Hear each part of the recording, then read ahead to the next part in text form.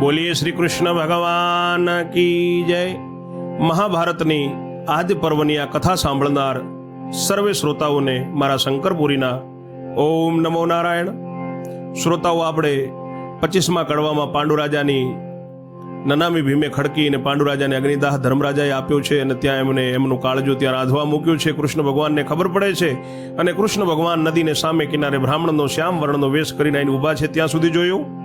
અને હવે આપણે આ 26મા કડવામાં જોશું। આવ્યા સ્વામી તીર વિશ્વના ભૂપ, ભગવાને ધર્યું બ્રાહ્મણ રૂપ, માથે બોધી છે ધોળી પાઘડી, એક ભુજ મારે જાલી લાકડી, ભગવાન આયા। એક ભુજ મારે જાલી લાકડી, મોરારી રે આયા। ચાર છેડે પહેરી છે રે ધોતી, બગલમાં મારી છે રે પોથી,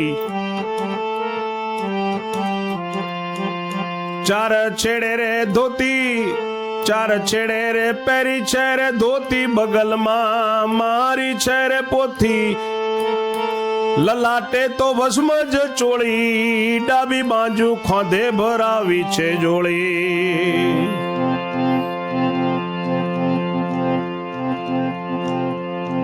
હે ડાબી બાજુ ભરાવી ખાંધે જોળી। એક ભુજે ગ્રહ્યું તુંબી પાત્ર, એક ભુજે ગ્રહ્યું તુંબી રે પાત્ર, ગોવિંદે ધર્યું ઘરડું ગાત્ર, ગોવિંદે રે ધર્યું ઘરડું ગાત્ર, ગોવિંદો રે આયા। વૃદ્ધ માટે નેત્રે નવ સૂજે, વૃદ્ધ માટે નેત્રે નવ સૂજે, ચામડી લટકે છે ચરણ થર થર ધ્રુજે। ભગવાન કૃષ્ણે એવું રૂપ ધારણ કર્યું છે કે એમને ચાર છેડે તો ધોતી પહેરી છે અને બગલમાં પોથી દબાયેલી છે, લીધેલી છે, લલાટમાં ભસ્મ ચોળેલી છે, ડાબી બાજુ એમને ઝોળી ભરાયેલી છે। એક ભુજે ગ્રહ્યું તુંબી રે પાતર, એક ભુજે ગ્રહ્યું તુંબી પાતર, ગોવિંદે ધર્યું ગરડું ગાતર, વૃદ્ધ માટે નેત્રે નવ સૂજે, ચામડી લટકે ને થર થર ધ્રુજે, ગોવિંદો રે આયા। ખૂબ ઘરડો વેશ ધારણ કર્યો છે। ઘરડું ગાત્ર એટલે ઘરડું શરીર ધારણ કર્યું છે। વૃદ્ધ છે એટલે આંખે દેખાતું નથી, ચામડી લટકે છે અને થર થર થર એમના ચરણ ધ્રુજે છે। એવું ભગવાન કૃષ્ણે રૂપ ધારણ કર્યું છે અને ત્યાં નજીકમાં આવે છે ધીરે ધીરે। હજી જુઓ કેવું રૂપ કર્યું છે મારા પ્રભુએ। દાંત પડ્યા ને ડાચા જ મળ્યા, દાંત પડ્યા છે ને ડાચા જ મળ્યા, મોઢે માથે યુગ્યા છે રે પળિયા, મોઢે માથે યુગ્યા છે રે પળિયા, કટી મોથી વોકાજ વળિયા, એ કેળો માંથી વોકાજ વળિયા, શરીર તો છે જ ગળિયા રે, ગોવિંદો રે આયા, મોરારી રે આયા, હે મારા કૃષ્ણ રે આયા।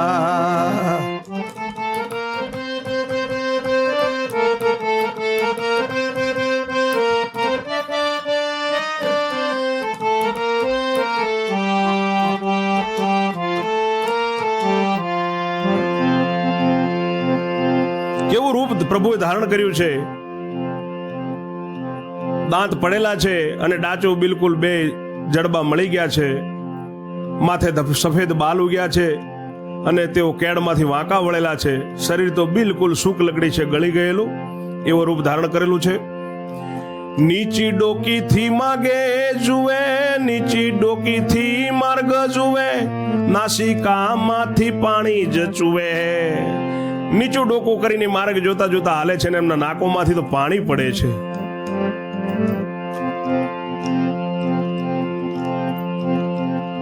આંસુડા છૂટે ને નેત્ર જ ગળે, આંસુ છૂટે ને નેત્ર જ ગળે, ઠેસ વાગે ને એ ધરણ ઢળે, ગોવિંદો રે આયા। ઠેસ વાગીને ધરણ ઢળે, મોરારી રે આયા।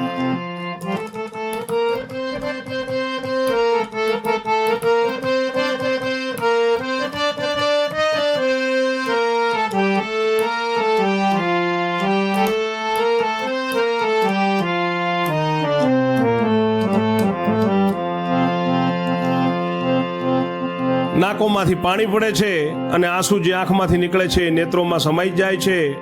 જો ઠેસ વાગે તો ધરણ પડે છે અને પાછા ઊભા થાય છે. એવી રીતે ભગવાન કૃષ્ણ ત્યાં ધીમે ધીમે ધીમે ધીમે જ્યાં પાંડુ રાજાની અગ્નિ સંસ્કાર થાય છે, એમની લાશ બળે છે, ત્યાં સામા આવે છે.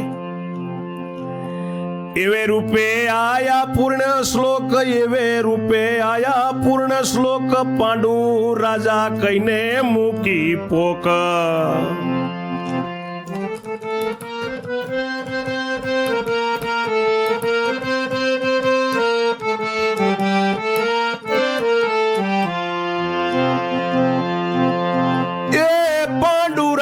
કઈ મૂકી પોક, ગોવિંદો રે આયા.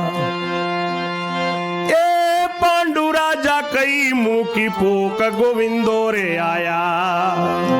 એ મોરારી રે આયા, મારા કૃષ્ણ આયા. ત્રણ લોકનો જે ધણી છે, જે દ્વારકાધીશ છે, ભગવાન કૃષ્ણ છે, તેઓ નજદીક આયા. મારો પૂર્ણ શ્લોક ભગવાન કૃષ્ણ કનૈયો આવો ઘરડું વેશ મેં જેમ તમને મિત્રો કહ્યું એ પ્રમાણે રૂપ ધારણ કરેલું છે અને ઘરડા ડોસાજી બ્રાહ્મણ વેશમાં પાંડુ રાજા કહીને જોરથી પોક મૂકી છે. ઓ મારા પાંડુરાય યજમાન, ઓ મારા પાંડુરાય યજમાન, તે શબ્દ કુતાએ સાંભળ્યો કાન. ઓ મારા પાંડુરાય, ઓ મારા પાંડુરાય યજમાન, એમ જોર જોરથી પોક મૂકે છે ભગવાન. અને કુંતાજીએ કાનો કાન એ શબ્દ સાંભળ્યો છે.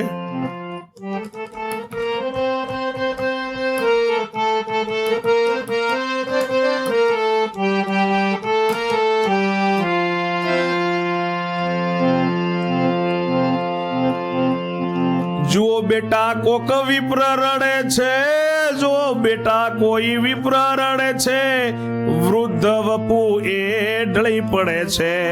જાઓ જાઓ બેટા, એ વૃદ્ધ છે એટલે ઢળી પડે છે. બેટા કોઈ વિપ્ર રડે છે, તમે જાઓ જાઓ. જો વૃદ્ધ છે એટલે પડે. રોતા રોતા ભગવાન પડે છે અને પાછા ઊભા થાય છે. દે છે તમારા તાતનું નામ, દે છે તમારા તાતનું નામ, ચાલો જઈ લાવીએ આઠામ. એ મોરારી રે આયા, મારો કૃષ્ણ આયા, એ દયાળુ રે આયા. કુંતાજી કહે છે એમના પુત્રોને કે બેટા તમારા પિતાજીનું નામ દઈ દઈને રડે છે, પણ જુઓ જુઓ પડી જાય છે, તમે અહીંયા લેતા આવો. એટલે બધા ચારે ચાર ભાઈઓ દોડે છે કે ચાલો આ અહીંયા લેતા આવીએ આપણે નજદીકમાં.